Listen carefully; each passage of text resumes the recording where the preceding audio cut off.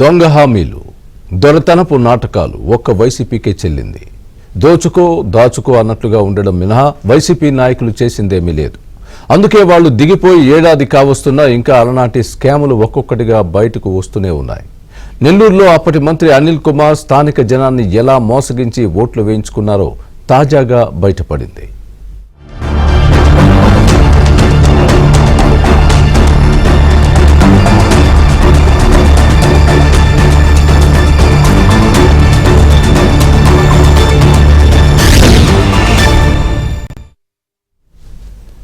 ఎన్నికల్లో ఓట్ల కోసం వైసీపీ ఎంతటి కుట్రలు కుతంత్రాలకైనా తెగిస్తుంది. మాయ మాటలు, అసత్య ప్రచారాలే కాదు, కడు పేదలని సైతం నిలువుగా దగా చేయడానికి వెనుకాడబోదు. నెల్లూరు సిటీ భగత్ సింగ్ నగర్ కాలనీలో మాజీ మంత్రి అనిల్ కుమార్, ఆ పార్టీ నేతలు చేసిన బడా మోసం అందుకు నిదర్శనంగా నిలుస్తోంది.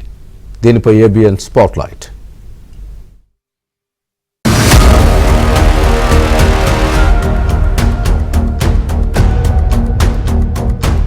నెల్లూరు నగరంలో పెన్నా పరివాహక ప్రాంతం, సర్వేపల్లి, జాఫర్ సాహెబ్ కాలువల వెంబడి ఇరిగేషన్ స్థలాలు ఉన్నాయి. కొందరు పేద ప్రజలు ఎప్పటినుంచో అక్కడ ఆవాసాలు ఏర్పాటు చేసుకున్నారు. మొదట చిన్నపాటి పూరిళ్లు నిర్మించుకోవడం, మెల్లగా రేకుల ఇళ్లు కట్టుకుని అక్కడున్నారు. భగత్ సింగ్ ప్రాంతంలో అటువంటి ఇళ్లు 1500కి పైగా ఉన్నాయి. నగరం మొత్తం మీద 3000కి పైగా ఇలాంటి ఇళ్లు ఉంటాయి. 2014 ఎన్నికల సమయంలో తాము అధికారంలోకి వచ్చిన వెంటనే వారందరికీ ఇళ్ల పట్టాలు ఇప్పిస్తాము అని నమ్మబలికి వైసీపీ తరపున పోటీ చేసిన అనిల్ కుమార్ ఓట్లు దండుకున్నారు. 2019 ఎన్నికల సమయం వరకు టీడీపీ అధికారంలోకి వచ్చింది కాబట్టి పట్టాలు ఇవ్వలేకపోయామన్నారు. మళ్లీ అదే విధమైన మాయమాటలతో 2019 ఎన్నికల్లోనూ ఓట్లు కొల్లగొట్టారు. జగన్ ప్రభుత్వ హయాంలో అనిల్ కుమార్ ఎమ్మెల్యేనే కాదు, ఏకంగా ఇరిగేషన్ శాఖ మంత్రి అయ్యారు. అయినా పట్టాల పంపిణీ సాధ్యాసాధ్యాలపై కనీసం ఒక్క సమావేశం నిర్వహించిన దాఖలాలు లేవు.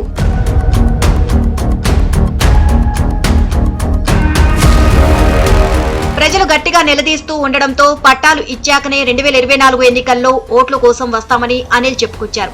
సరిగ్గా గత ఎన్నికలకు ముందు నివాస ధృవీకరణ పత్రాలు పేరిట పత్రాలు పంపిణీ చేశారు. అవన్నీ పట్టాలేనని ప్రజలను నమ్మించారు. అమాయకులైన ప్రజలు అవన్నీ నిజమైన పట్టాలని నమ్మి వైసీపీకి ఓట్లు వేశారు. కూటమి ప్రభుత్వం అధికారంలోకి వచ్చాక ప్రజలు రుణాల కోసం ఆ పత్రాలను బ్యాంకులోకి తీసుకువెళ్లారు. అసలు పట్టాలే కాదని, వాటిపై రుణాలు ఇవ్వడం కుదరదని బ్యాంకుల అధికారులు తెగేసి చెప్పారు. దాంతో నకిలీ పట్టాల భాగోతం బయటపడింది. ఈరోజు యుద్ధ ప్రాతిపదికన రెవెన్యూ డివిజన్ని మరియు ఇరిగేషన్ డిపార్ట్మెంట్ని అందరినీ సర్వేయర్స్ అందరినీ కూడా ఈరోజు పంపించడం జరిగింది. అక్కడికి ఎందువల్ల పంపించారు, ఎందువల్ల చేస్తున్నారు ఇవన్నీ అంటే, గత ఎన్నికల్లో 2024లో ఏదైతే ఎన్నికల స్టంట్కి ముందర ఒక 2 నెలల ముందర అప్పుడు ఎమ్మెల్యే గారు అయినటువంటి అనిల్ కుమార్ యాదవ్ గారు భగత్ సింగ్ కాలనీలో ఉన్నటువంటి సుమారు 600 నుంచి 700 గృహాలకు వాళ్ళందరికీ కూడా పట్టాలని చెప్పేసి అందజేయడం జరిగింది. జనాలు దాన్ని పట్టాలనుకొని బ్యాంకులకు కానీ హౌసింగ్ స్కీమ్ కింద తీసుకుపోవడం జరిగింది. ఇవన్నీ కూడా చల్లని పట్టాలని చెప్పడం కానీ బ్యాంకులో ధృవీకరించకపోవడం జరిగింది. ఎందువల్లంటే అది నివేశం ఉండాలనే ఉద్దేశంతో ఇచ్చిన పత్రం మాత్రమే, అది పట్టా పత్రం కాదు. దాంట్లో సర్వే నెంబర్లు కానీ లేకపోతే ఎటువంటి ఆధారం లేకుండా ఇచ్చినటువంటి డూప్లికేట్ పట్టాలుగా నిర్ధారించడం జరిగింది. అనిల్ కుమార్ గారు ఈ పట్టాలు ఇచ్చారు, కానీ ఈ పట్టాలు దేనికి ఉపయోగపడవని చెప్పారు. కానీ మేము ఏదైనా ఆర్థిక పరిస్థితికి మా ఇళ్ళు ఏమన్నా స్లాబ్లు వేసుకోవాలంటే, ఈ లోన్లు పెట్టుకోవాలన్నా కూడా ఈ చెల్లవని చెప్పారు. ఈ అనిల్ కుమార్ గారు ఇచ్చిన పట్టాలు అసలు దేనికి ఉపయోగదని చెప్పారు. కానీ మొన్న గతం ఒక వారం కిందట నారాయణ సార్ వచ్చిన తర్వాత నారాయణ సార్కి చూపించాం. నారాయణ సార్ ఉండి, అమ్మా ఇది మీరు స్థానికంగా ఉండేదానికి పనికి వస్తాయి కానీ ఈ లోన్లు గీళ్లకు పనికిరావు, మీ ఇళ్లకు నిర్మాణం కూడా పనికిరావు.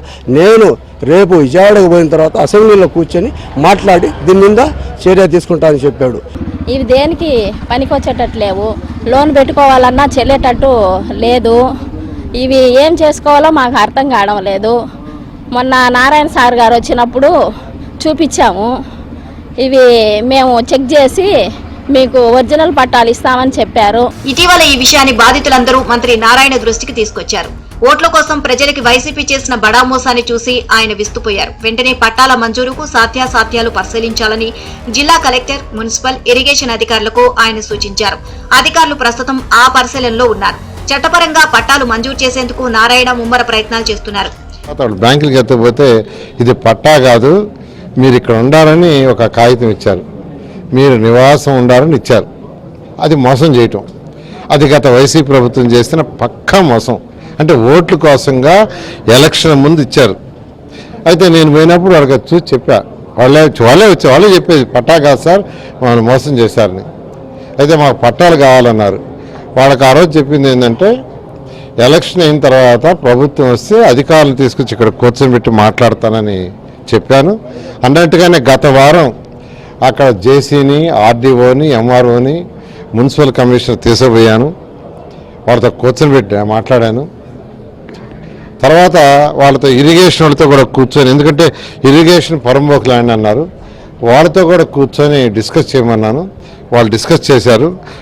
నేను ఇరిగేషన్ వాళ్ళతోనూ అదర్ డిపార్ట్మెంట్ వాళ్ళందరితో కలిసి మీటింగ్ పెట్టా. వాళ్ళందరూ కంబైన్డ్ ఇన్స్పెక్షన్ చేసి రిపోర్ట్ రాస్తా ఉన్నారు. బహుశా నెక్స్ట్ వీక్ ఎండింగ్కి ఆ రిపోర్ట్ తయారవుతుంది. నకిలీ పట్టాల పంపిణీ వ్యవహారం జిల్లా అంతటా పెద్ద చర్చకే దారితీసింది. ఓట్ల కోసం మరీ ఇంతటి దిగజారుడుతనమా అంటూ ప్రజలు చర్చించుకుంటున్నారు.